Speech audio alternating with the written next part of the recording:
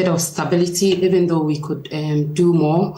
We've seen a bit of stability as far as our exchange rate is concerned.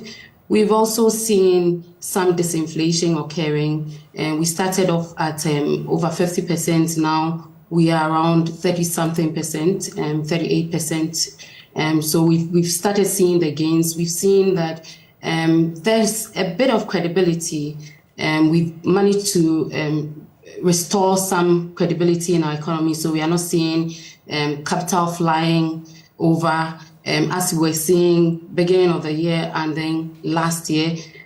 We've seen that in the first 2 quarters of the year as well, GDP has been growing, and hopefully by the end of the year, we would see that GDP growth is nearing about 3%. At least that's the projection that we are getting. So far, so good. We are making gains from the IMF. My thing here is that we need to take advantage of the fiscal space that we've managed to couch for ourselves, due to the fact that we have gone to the IMF. The fiscal space, we need to be able to guard it and protect it the way we should, and then be directing our attention more to the productive sectors of the economy. And if I speak about the productive sectors of the economy, I'm thinking more about agric. I'm also thinking about industry, etc. So if you look at our economy and the structure of our economy, we are still very much agrarian, not in terms of our contribution to GDP, and not in terms of agric's contribution to GDP, but in terms of agric's contribution to employment, which most people are actually looking out for. And so we should be concentrating a lot on the agric sector. And we haven't done very well in terms of the sort of interventions that we move towards. Yes, we have planting for food and jobs. Good idea, but how aggressive have we become as far as that policy is concerned? In terms of businesses, we also want the private sector to be controlling our economy in terms of providing employment and, contributing to the national output. And that would require us to put in measures that would help us to ensure that the private sector is moving the direction that it's moving.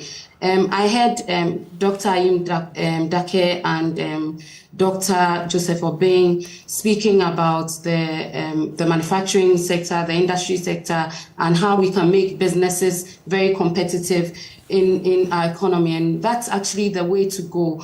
At the moment, the levies that we have, if you take the COVID levy, the NHIL and the GEF fund, they are pretty much being treated as both consumption taxes and, production taxes. And that doesn't really give a lot of space to businesses, coupled with the fact that they are having to face high interest rates. Of course, as the monetary authorities are trying to bring down inflation, I'm sure that would reflect in the interest rates that businesses are going to be faced with. Right. But if you top that up with the taxes that the businesses are saddled with, these businesses are not really competitive, and that makes it difficult. They are unable to, face the imports that come in, and it makes life quite difficult for them. If you would permit me, I want to see more aggressive measures moving towards the agric sector. Infrastructure should go, and I'm talking about transport infrastructure, actually going towards the agric sector.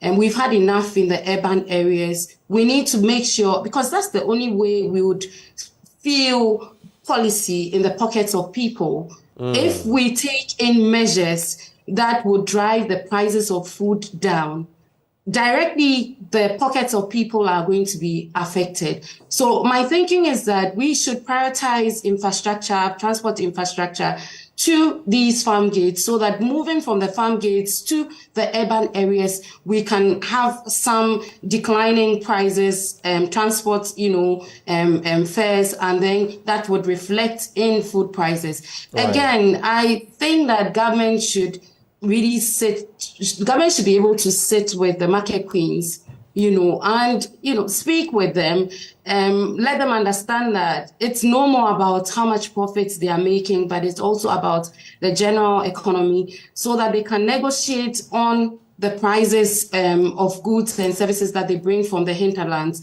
And that would directly influence or directly affect the pockets of people. Okay. Food distribution networks, we need to think about what we are doing with them. We deploy national service personnel all the time. They can be at those places, and then we can have these market networks. Government can afford to transport the goods at an affordable cost in terms of transport. And if people were going to these market centers to go and purchase the products, it would mean a reduced some reduced prices for us. So I'm thinking that we should be working more towards improving the environment for businesses and also improving agriculture as well. All right.